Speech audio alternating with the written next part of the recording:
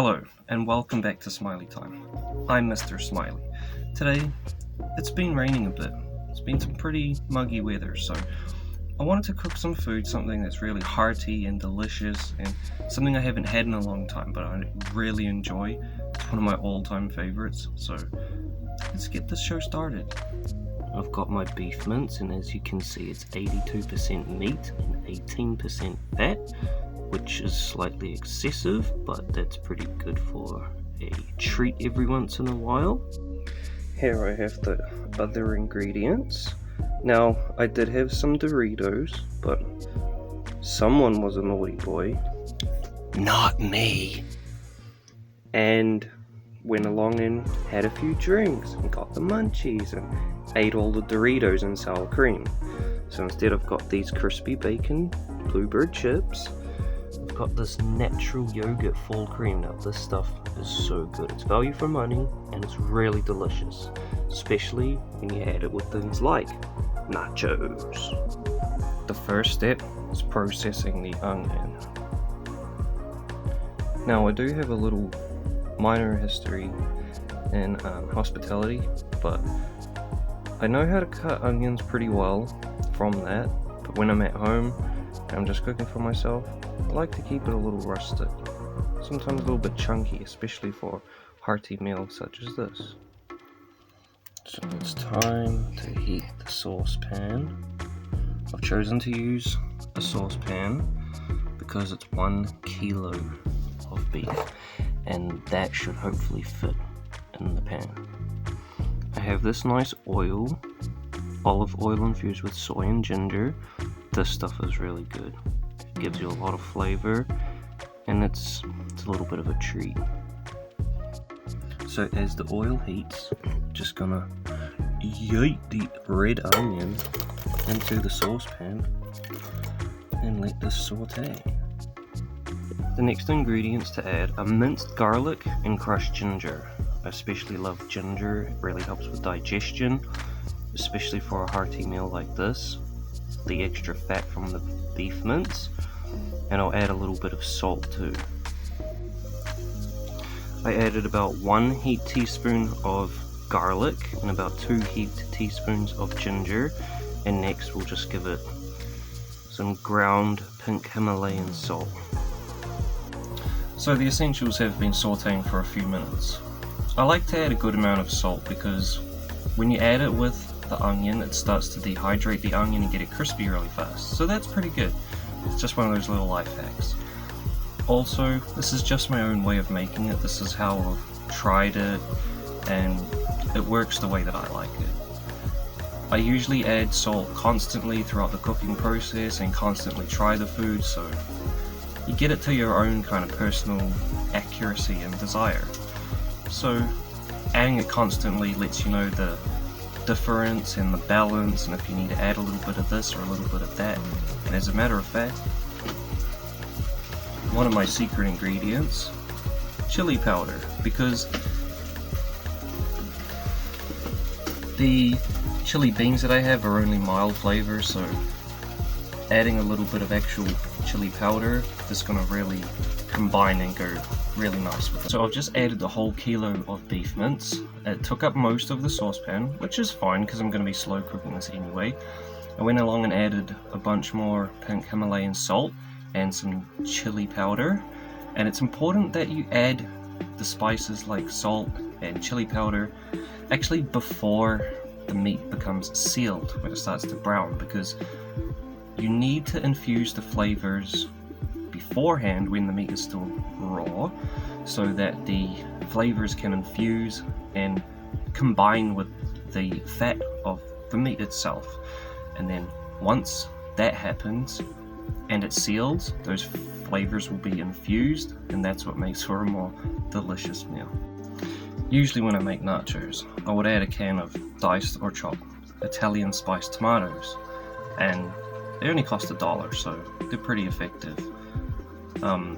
This time I've just added a bit of tomato sauce because I don't have the tomatoes, but now that the meat's pretty much sealed, it's time to add the chili beans.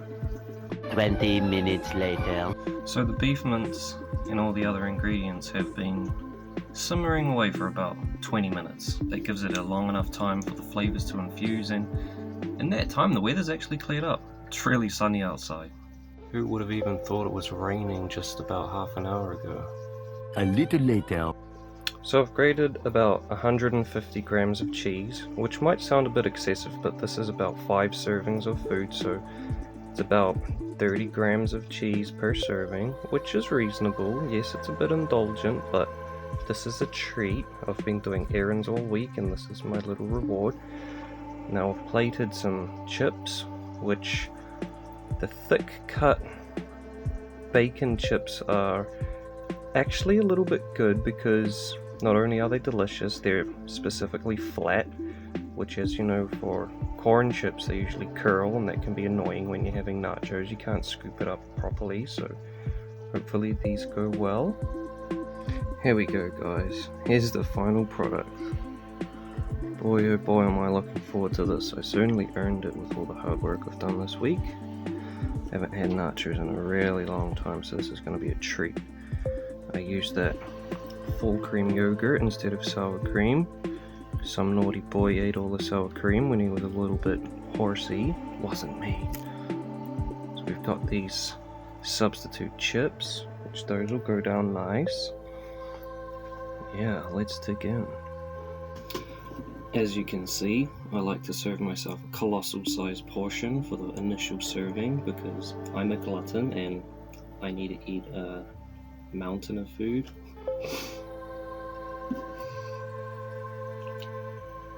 Here we go.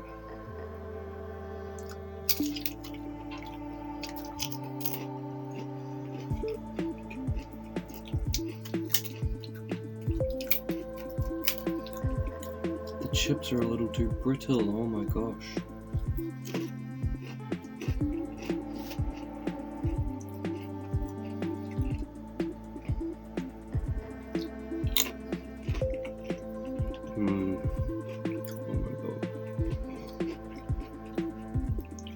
Perfect amount of flavors, perfect amount of seasoning, spice.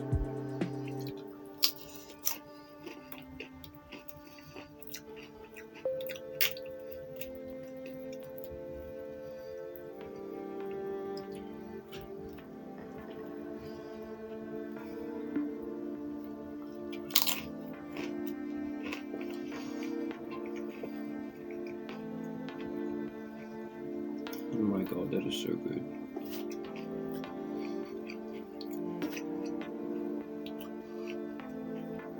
It's actually so hot in here now.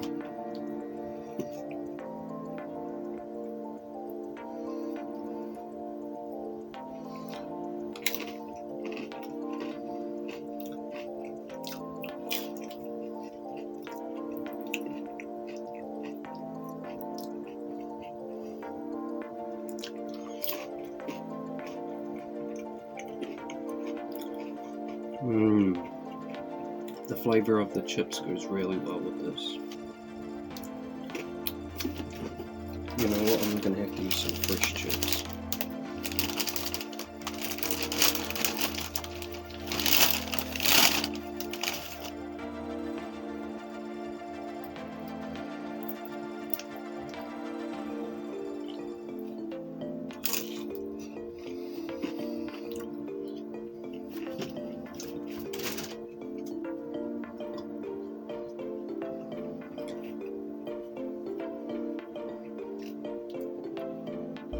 More cheese. Who doesn't like cheese?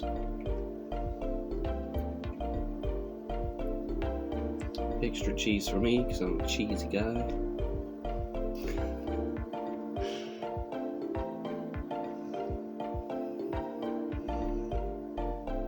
There we go, that should do it.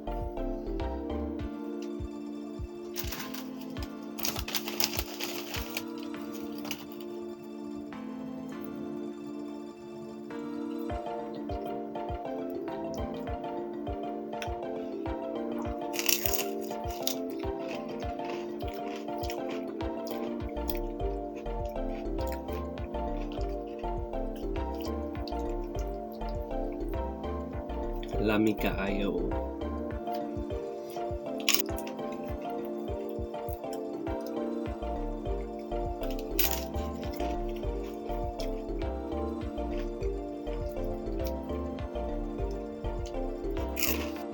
So usually I would add jalapeños to an nacho meal, that's the only thing that's missing, but this turned out to be an absolute success. I'm very happy. 2 thumbs up. So guys, that's going to be it for today.